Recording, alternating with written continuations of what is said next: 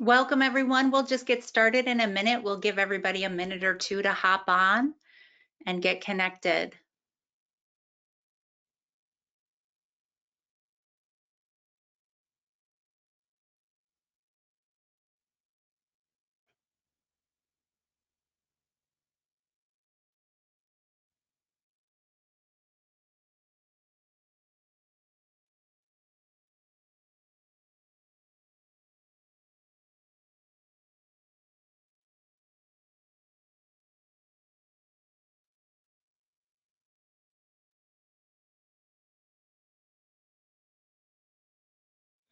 If you're just joining us, we're happy to have you here. We'll give everyone just a minute to get connected and then we'll get started here.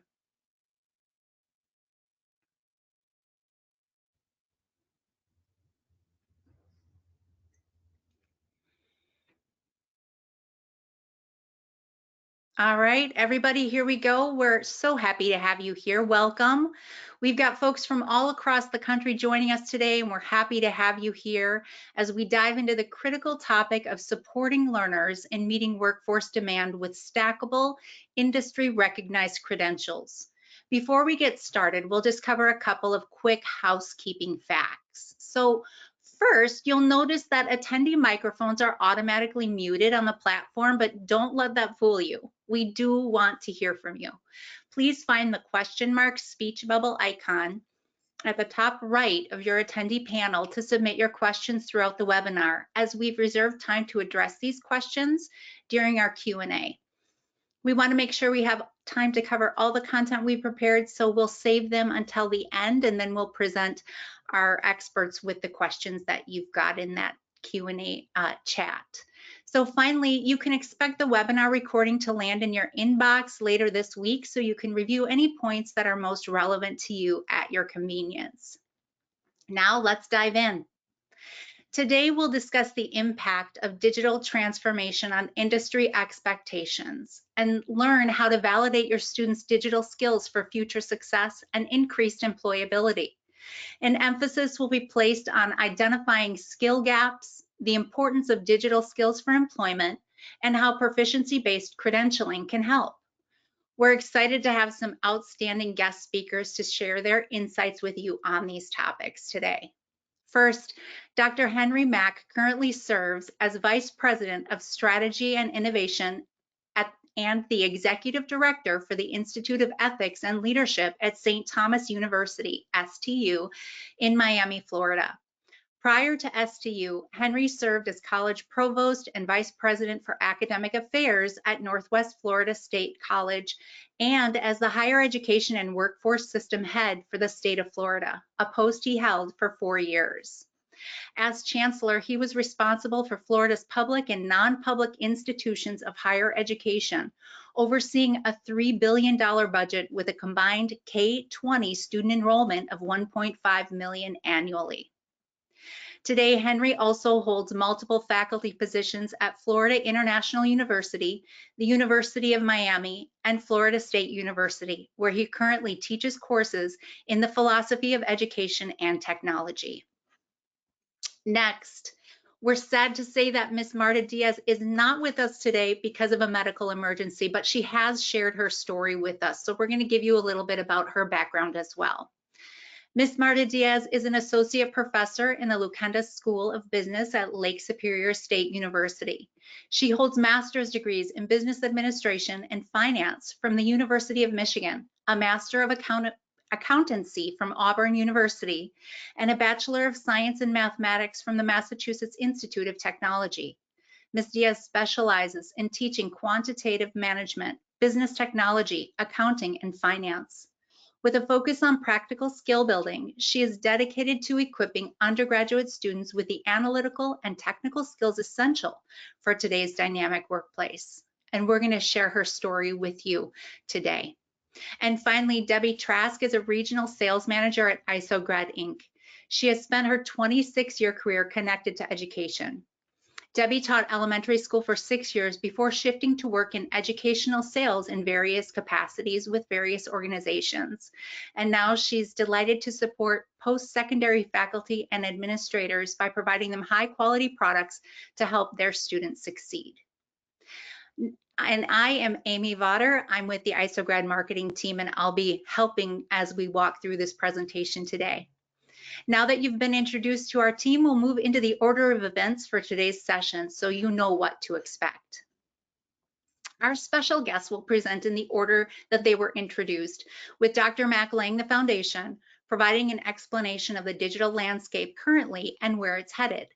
Next, you'll have the opportunity to hear a transformation story from Ms. Marta Diaz, and actually I'll be sharing her story today as she shares the critical jobs to be done of the university staff in ensuring their students were career ready and what elements they needed to add to ensure success for those students graduating from their program.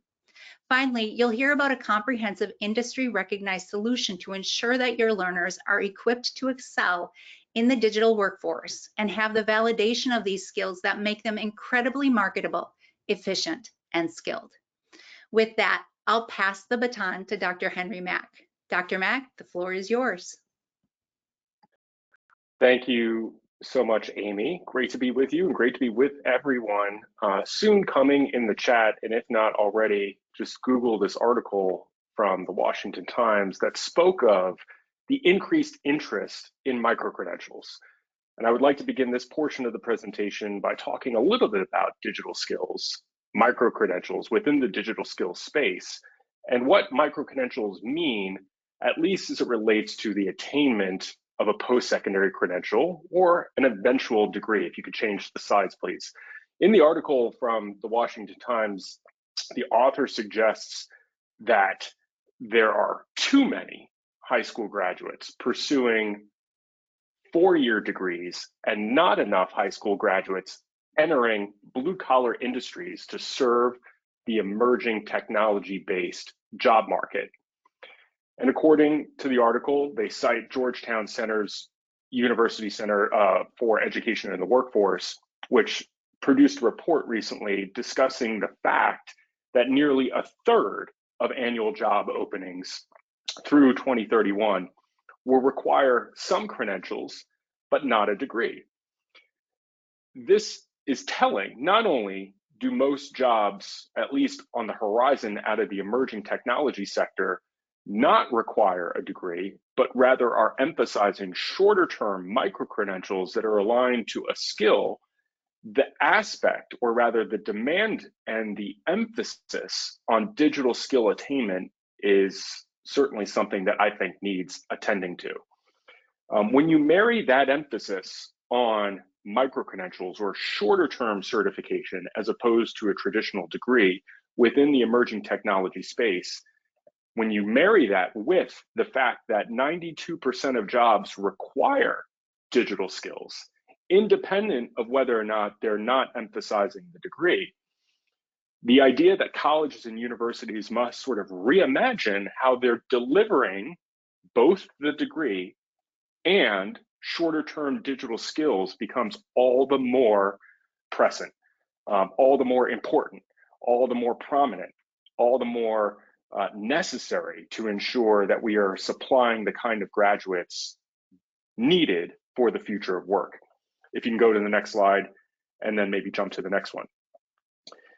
The Washington Times article, again, which hopefully we can drop in the chat, together with the Georgetown University Center on Education and the Workforce, also indicated that at least half of the colleges in the nation must or are reducing baccalaureate preparation in the traditional liberal arts and in general studies to refocus on pre-professional training and need. These selected industries that you see before you are collectively, or on average, are on the rise. Certainly here in Florida, but now, I'm assuming also in other parts of the United States, where we see an increased demand for, again, blue collar, in demand occupations that nevertheless will yield high wages. In the construction trades, retail, hospitality, manufacturing, certainly STEM, healthcare, finance, and general administration and support. Uniquely, given again the demand for micro-credentials or shorter skill certifications, as opposed to traditional degrees, when we appreciate for that demand combined with the actual expectation of the job postings, that is to say, the skills embedded within the SOC itself or within the job posting itself, the case can be made that focusing on digital skill attainment through digital skill certifications is, again, all the more necessary, all the more important, and all the more expected of higher ed institutions across the country. So just in case you could see healthcare and social work, of the percent of workers within this occupation, 12% with no digital skills, and of the percent of workers within the occupation with limited digital skills, 21%, despite the fact that over 80% of the jobs in healthcare and in social work and all these other SOCs require digital skills. This slide just simply showing the gap, right, across these various sectors and across industries. If you could advance to the next slide, please. So the point, I guess, maybe of this opening conversation is that digital skills are, one, necessary. The trends are clear, with high schoolers and recent high school graduates preferring shorter term skill attainment over a degree, but also that the labor market is indicating as much as well, and that most of the SOCs, most of the occupations that are in demand require some kind of digital literacy, be it coding, be it Python, be it Google, be it Microsoft, et cetera, about which more we'll talk in a minute. The point being that digital skills are critical door openers. Certified spreadsheet skills, certified Excel proficiency skills, certified Adobe skills definitely increase the likelihood of promotion within a company. And now we realize that all industries need digital skills, from construction to agriculture to business, et cetera. In short, the average earned wages across the board increase with certifications or certificates or shorter term verified credentials mapped to skills. If you can go to the next slide, please. And so this has led many across the United States, especially at the state level, at the superintendency level, at the college level, to focus on upskilling or reskilling through industry recognized credentials. And so taking a step back, I think we might need to define what an industry recognized or stackable credential means. So for purposes of this webinar, and certainly for purposes of the Washington Times article, as well as Georgetown's study on micro-credentials as opposed to degree attainment, industry recognized credentials is a verification of a person's knowledge, skills, or abilities or qualifications in a particular area that is issued by an independent third party with relevant authority to issue such a credential. In other words, these are not self-asserted skills. And certainly within the age of artificial intelligence and the ability for anybody to assert anything, perhaps on LinkedIn or other social media profiles, of the skills that they purportedly have required, we need a mechanism to verify independently that Henry, for example, has the skills to create a pivot table in Excel. And so the word credential here is a broad term encompassing all kinds of award types. And so we can think about the award type of the degree, certainly, which still has value. And the point of this webinar is not to undermine the value of degree. It's about thinking of how to approach things from a both and perspective. You have the award type of the associate degree. You have sub-associate, certificate, or technical certificates. You have advanced technology diplomas or other formal credit, for the most part, credit coursework award types that institutions have rightly begun to emphasize. Within credit-bearing coursework, or even within the non-credit fee-based side of the house, you have industry certifications or non-degree credentials, non-credit-based credentials, such as CompTIA, Google, Microsoft, AWS, or a litany of other certifications in the IT space related to cloud computing and data analytics. Certainly in the healthcare sector, we might be more familiar with actual licenses, right? Like LPN, CNA, or RN. Within manufacturing and trades, we have industry recognized credentials like the National or from the National Institute for Metalworking Skills, NIMS, or Cicada, etc.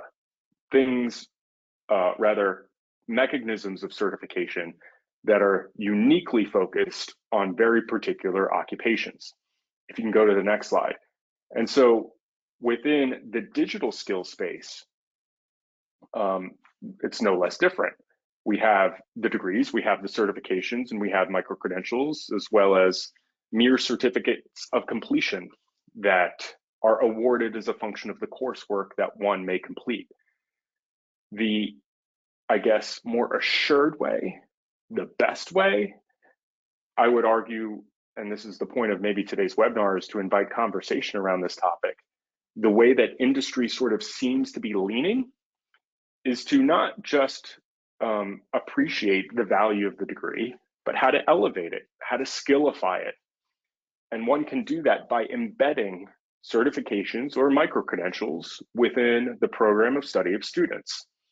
Certificates of completion or mere badging, absent an ability to sort of verify that, or absent a direct connection to a skill, does not seem as likely to take traction in the market as much as micro-credentials or certifications.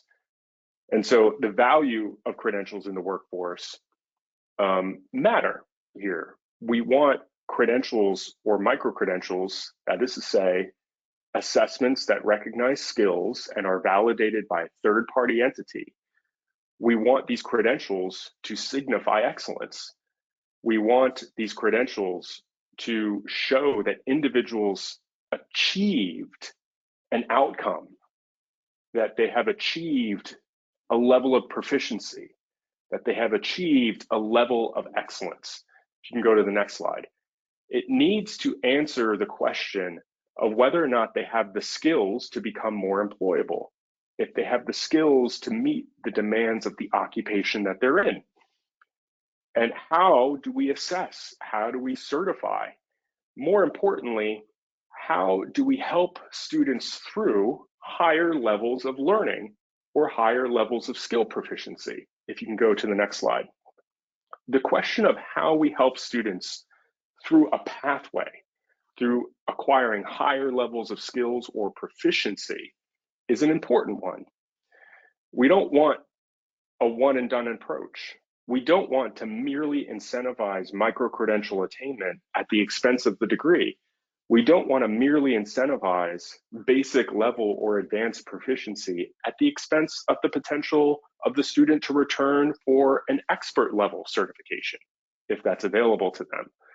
And so the idea of stackability has become certainly a topic of conversation among many state CTE chiefs, among many policy leaders, and among many people, certainly at the federal level. And so one would argue the best and the most credible way to prepare students for the digital demand of the workforce is through these stackable credentials. And so stackable credentials, by definition, are modular learning achievements that individuals can learn and perhaps earn over time, building toward advanced levels of certifications. And I would argue maybe the most common stackable credentials are found in the healthcare space. But there's no reason why these stackable credentials can't exist within other occupations or occupational clusters. For example, Google IT's support certificate is part of a pathway that can lead to more advanced programs, such as degrees and higher level certificates in computer science. And so knowing this, we can continue down this train of thought to think about, again, where stackable credentials, specifically, where do stackable industry certifications fall within a higher ed institution's program of study or a higher ed institution's strategic plan around skill attainment and around meeting employer demand. If you can go to the next slide. The idea of meeting employer demand should not be divorced from the idea of certainly graduating students along the traditional degree attainment or degree pathway. For learners, shorter time to completion rather than traditional degrees may be best. In fact, it may be more likely that they'll earn the degree in the long run as a function of retaining them and awarding them and validating their skills along the way. And so when learners stack credentials over time, one could argue that retention and completion rates increase. And I'll cite again, Georgetown University Center on Education of the Workforce found that stackable credentials improve college completion outcomes and they improve post-completion outcomes. That is to say, result in higher wages. If you could move to the next slide.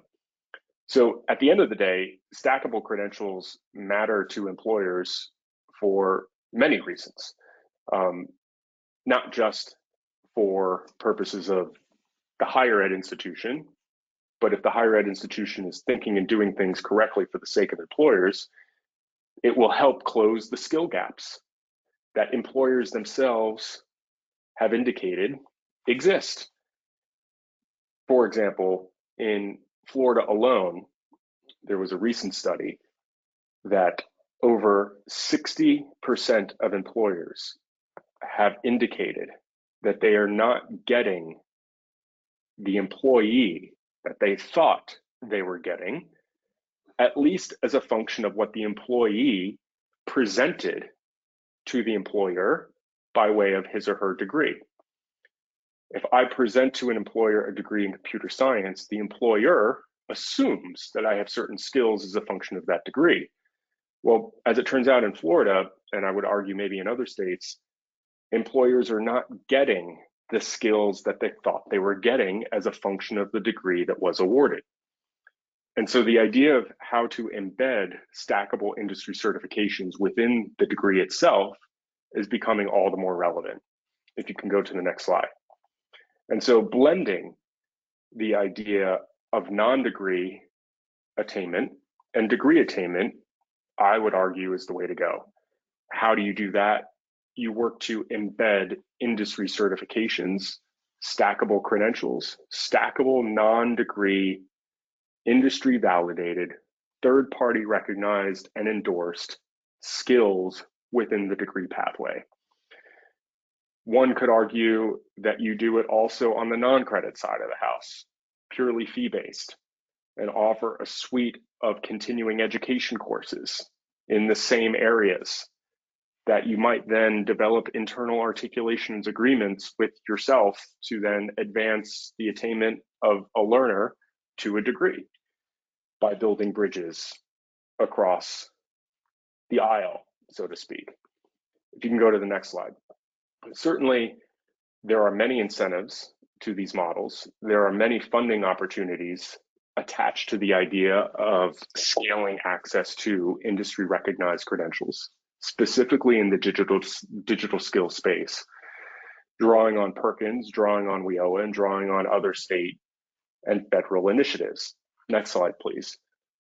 The idea, though, is to support institutions in this effort to understand the challenges and the opportunities, to understand how to do this in the best way possible, to maintain rigor, but also validity in terms of the kinds of skills that, again, one is acquiring, but how to do it certainly in the most seamless and supportive way possible for students. If you can go to the next slide. At the end of the day, and this is the last point I want to make for my section of today, at the end of the day, the stackable credential model as embedded within a program of study, or as existing outside of the program of study and in the continuing ed space, must focus on the needs of the student. Certifications should not just be a pass or fail proposition. In other words, certification should be built with the ability of the student to progress in his or her knowledge, but validate the skills along the way so that I might acquire, or a student might acquire, a job that will result in mobility. And if there was a way to do that, I would argue that would be the best way. And in my time as state chief and in my time in working in Florida, I've come to value not just the friendship, but the outcomes of working with an industry recognized certification endorser, assessor, and curriculum provider in TOSA certifications. And so what is uniquely true here in terms of a value proposition is that TOSA digital skill certifications in Google, Microsoft, Python, Adobe, et cetera, you name it, is that they are student-centered. They are flexible, adaptable, and proficiency-based, and they allow for the kind of flexibility and nimbleness that higher ed professionals need to embed them throughout their degree programs. And so with that, I'd like to turn it over to my colleague to discuss some real life case examples, even though she's not able to be with us, for use of these digital skill industry certifications at a particular institution, and certainly would love to engage in Q&A as the webinar concludes. Many thanks, Amy. Thank you so much, Dr. Mack, for that excellent foundation. So now let's zoom in. Now that we have the broad understanding, let's zoom in, as Dr. Mack was saying, to one specific example. Let's talk about Lake Superior State, Lukenda School of Business, and where they were at, what problems they were facing that needed to be solved, and what steps they took, and how those steps resulted in success for students and educators alike. So this is a little snapshot, and I'll give a synopsis of this story. So initially, the School of Business was doing a 16-week comprehensive online Excel training program for their students. And then they started realizing that there were several ways that they could improve upon what was happening at the school. So we can go to the next slide and we'll talk about really what their jobs to be done were. So they realized they wanted to improve Excel skills for all of their students. And they also wanted more transparent tracking of student proficiency with more detail provided. And by that, I mean transparent tracking so that people across departments could see the levels of proficiency that students were achieving with these digital skills. They wanted more detailed student-facing progress reports because they wanted the students to have a better understanding of where they were with regard to mastery for a wide variety of digital skills. And that was missing at that point. They also wanted focused instruction in the content-specific coursework. And this really was talking about how students did not have the digital skills necessary to complete the jobs that they had to do in the content areas. The content area teachers would have to kind of step back and teach those digital skills that were missing within Excel in order for the students to complete the coursework in every different area. And that's something that was distracting, and it also took time away from progressing in these different content areas. So they wanted to make that instruction more focused on the content area and less focused on the digital skills that were lacking. They also wanted to provide the students with an increased confidence in skills as they moved out into the workforce. And in order to do that, they really had to figure out a way to get industry recognized skill validation. You know, a certification that would prove and validate the level of mastery they had with a wide variety of digital skills. And lastly, they needed to find a solution that was easily integrated with their current program. So those were the jobs to be done, and it's not a short list that this school was looking at. So if we go to the next slide, the way that this ended up began to be resolved was the 16-week Excel course that the school had been implementing was published by a company who partnered with TOSA, the industry recognized certification, which definitely strengthens students' resumes and increases employability. And so that connection made it a very easy decision for the professors to adopt TOSA. And the integration of the diagnostic test and the certification exam into the course requirements was seamless. And because of that connection with the publisher and the current program and curriculum that they were already using, there weren't even any other options that they considered. So one of the things that they ended up noticing was that all the features, including the pre and the post assessments, the remote proctoring that was available with TOSA, the email invitations for students, made it easy to incorporate TOSA into the online technology courses across all departments. Some additional points for the seamless solution were the adaptive testing. And that adapting testing provided by TOSA gave the students a more personalized approach and made the results more accurate with exceptional reporting as they identified areas of need and areas of strength for each student.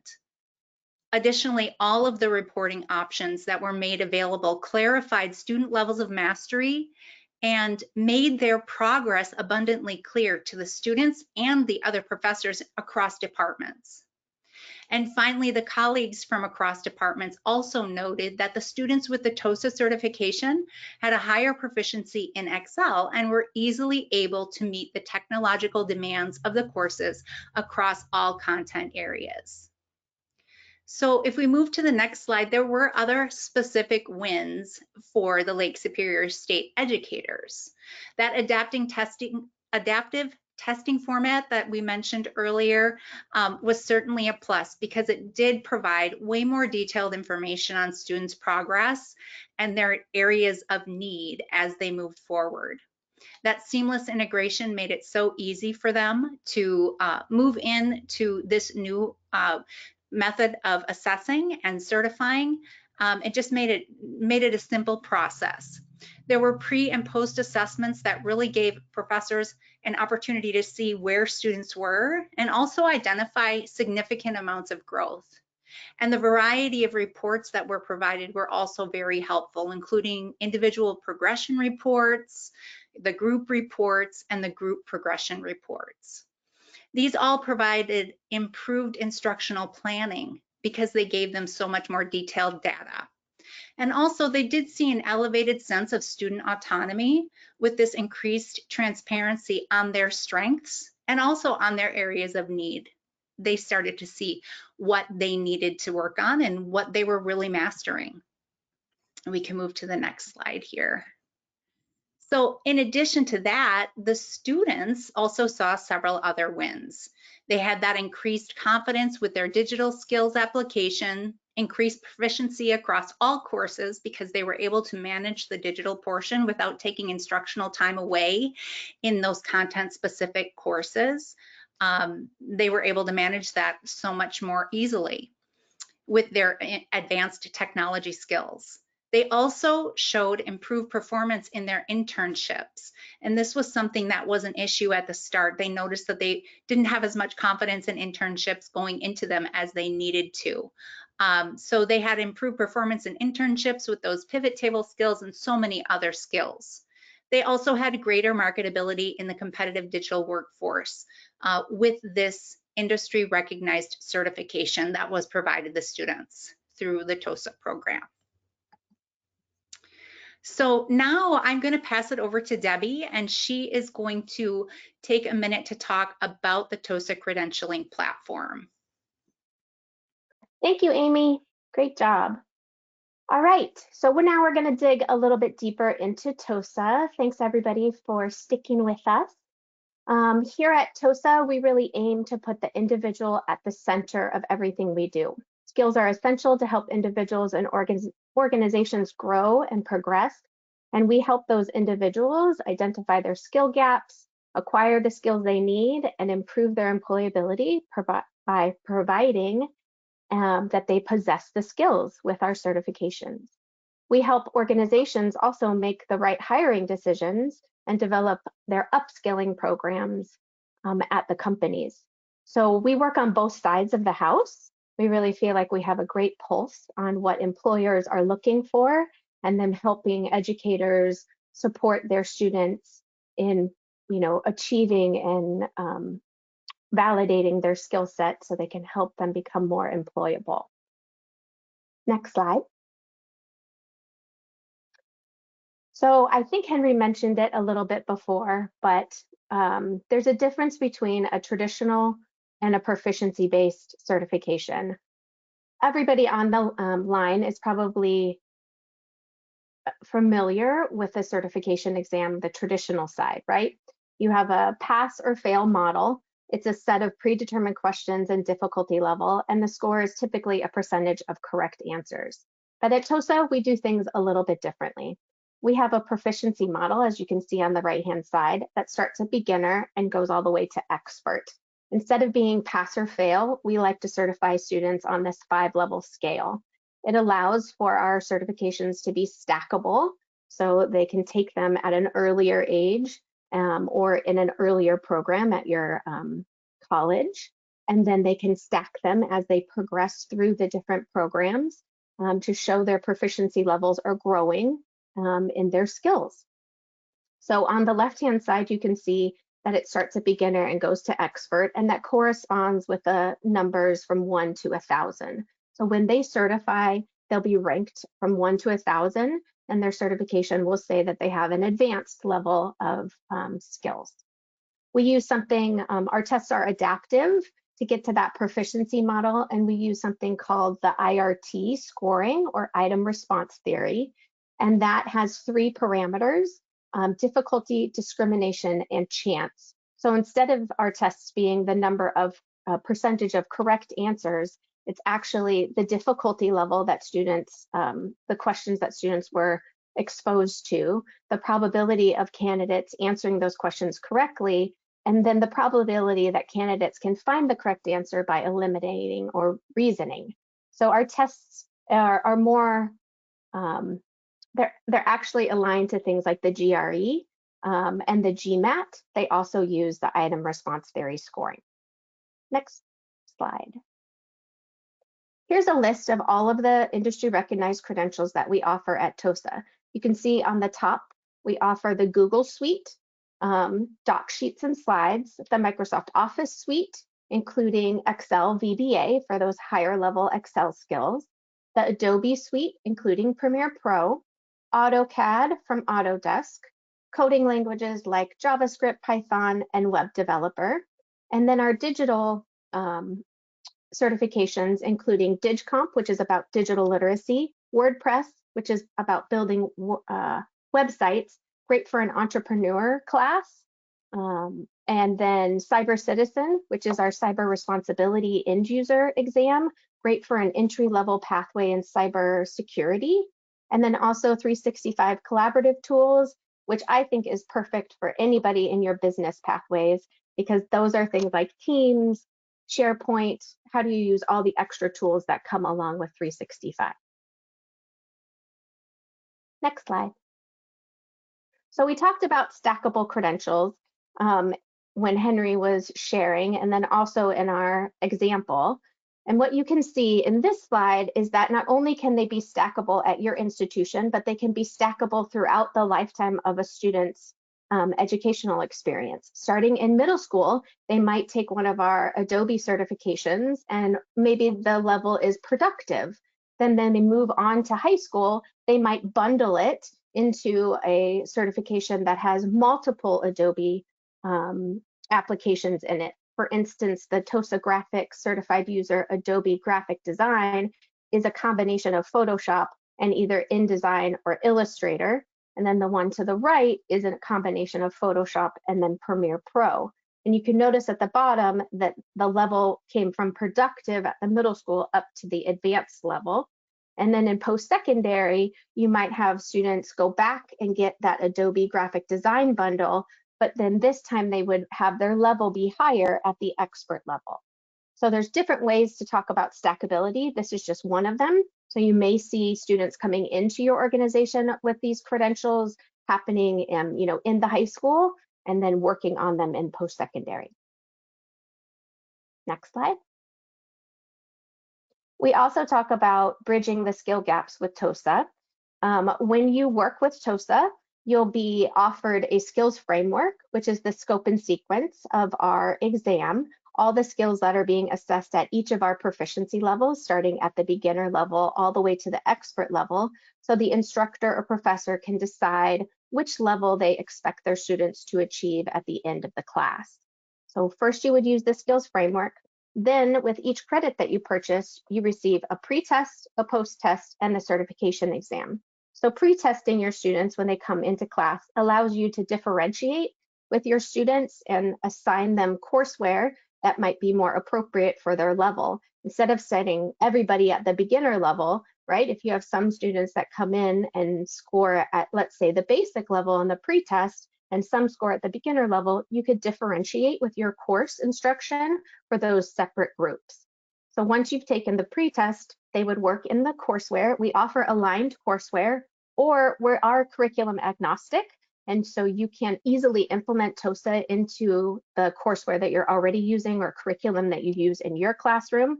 You just would refer to the skills framework to make sure that your skills that you're teaching are aligning to our certification. Once the students are done with the courseware, they would take the post-test. That would be kind of your practice test before certification, hopefully moving students from, let's say, the basic level up to advanced, where you've decided you want your students to land.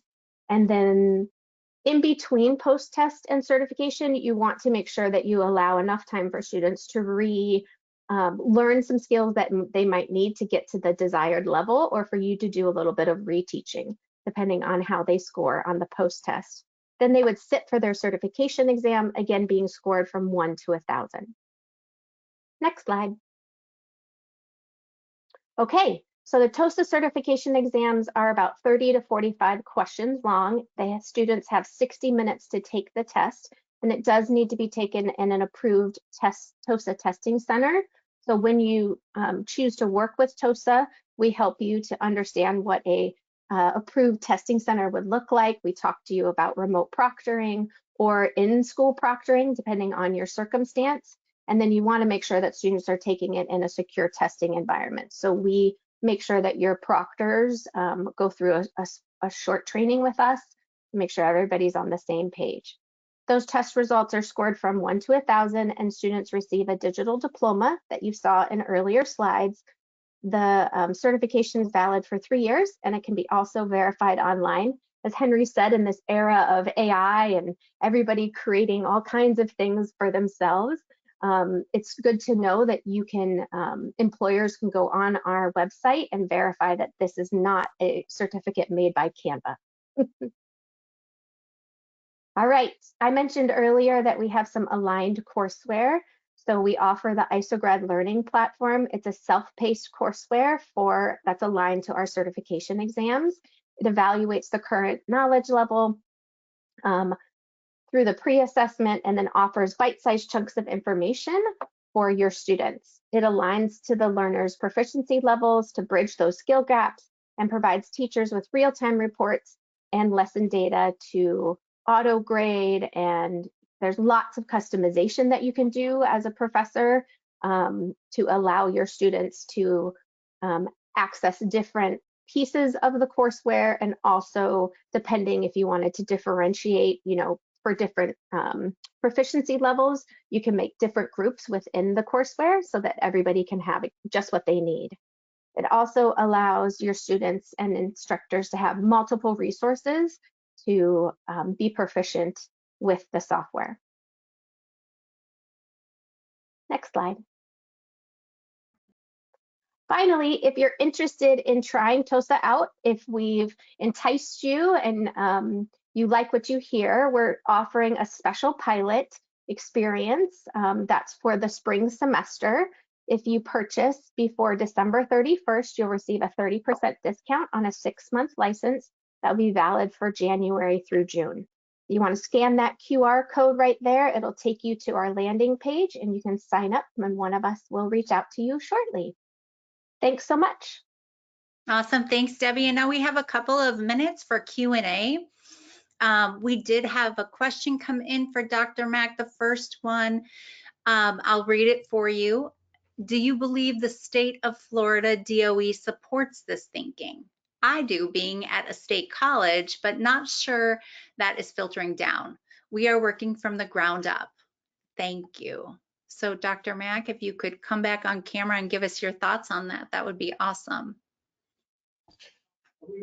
Yeah, certainly I replied in the chat, but I do believe the Department of Ed supports the kind of thinking. We've incented it with millions and millions and perhaps hundreds of millions of dollars since my tenure starting in 2018, 2019.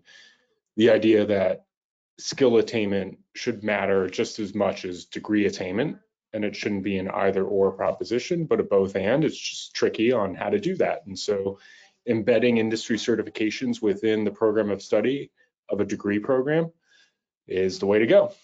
And for every certification that's generated in Florida, there are incentive dollars that follow that certification attainment.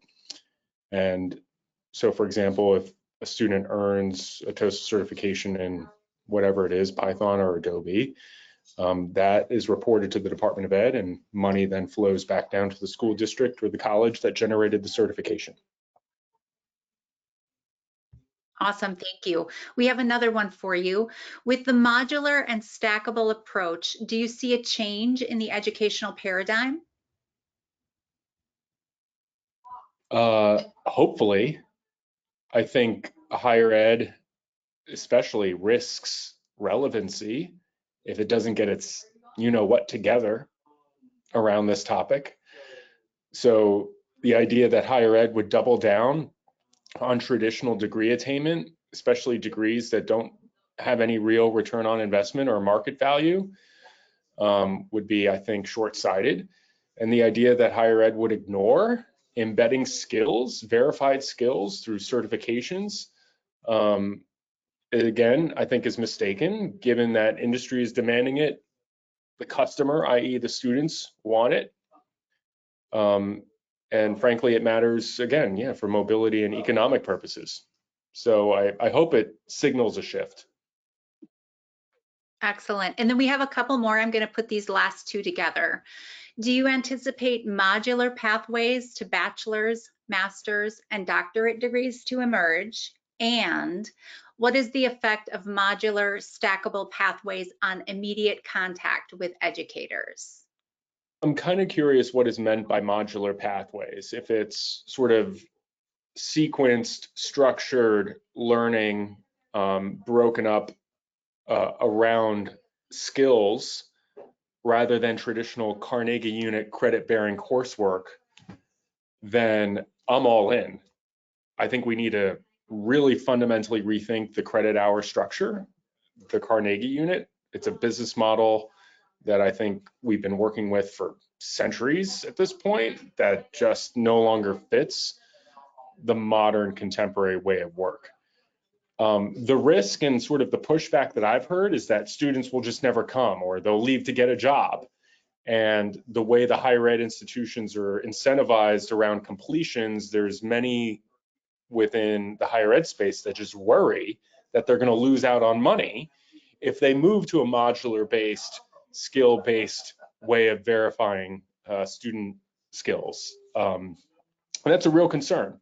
I'm not denying that the structure itself needs some innovation, but that can only happen if I think we and you collectively go all in on industry recognized credentials and figuring out ways to offer students opportunities to become certified.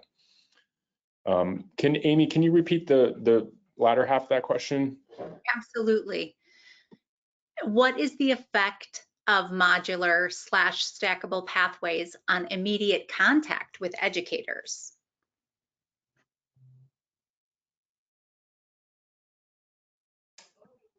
I'm not too sure I understand by immediate contact. I guess maybe if institutions go this route, they can't do it overnight. They'll have to upskill and reskill their own faculty and offer robust professional development so that they themselves can be certified and so that faculty are not disenfranchised or adversely affected by the restructuring of higher education around skill-based education. Okay, great. Oh, and with regard to that second question about modular pathways to bachelor's, master's, and doctorate degrees, the person who asked that question added, he meant a time gap between modules. Like, you know, people could take a break and kind of take the coursework on their own time. That's what he was referring to. Yeah, So that why not? Why not? Why not allow for that? Why not allow for individuals to become employed, to learn skills on the job, and then maybe the higher ed institution partners with employees to verify those skills and then offer credit toward a degree to accelerate time to degree completion? Why not be more flexible? Why be wedded to the idea that I got to sit in a chair for 4 years in order to earn a bachelor's degree? Like, how asinine and I think outmoded or dated is that sort of thinking, where we're forcing students into a time-based, sequence-based structure in order to confer a credential, which incidentally may not even mean all that much anymore in the job market, at least according to survey data. Mm-hmm. Okay, great. And thank you for that. And we have one more comment for you, Dr. Mack. Thank you for all you have done for CTE, especially in the high school entrepreneurship area. With the proposed career cluster changes, maybe we will eventually see entrepreneurship as a possible choice for the high school cosmetology curriculum and many other changes due to blending of certain skills required in many subject areas. Welcome to Miami. Yes, amen. Amen to my dear friend and sister from another Mr. Lupe Diaz. I'm only following in your footsteps, Lupe, and I only am able to do what I've done because of the great work that you did long before me and paved the way for us to do great things for people together. So, as much credit to you as what you're giving to me. So I appreciate that. Awesome. Thank you. It looks like that's all of our questions to today. We want to give special thanks to our presenters. We want to give special thanks to everyone who attended today. And please, if you haven't already, scan that pilot offer and take advantage of this 30% discount before December 31st. We were so thrilled to have you here. You can expect a recording to drop in your inbox in the next couple of days. And we look forward to continuing the conversation. Thanks everyone for joining us.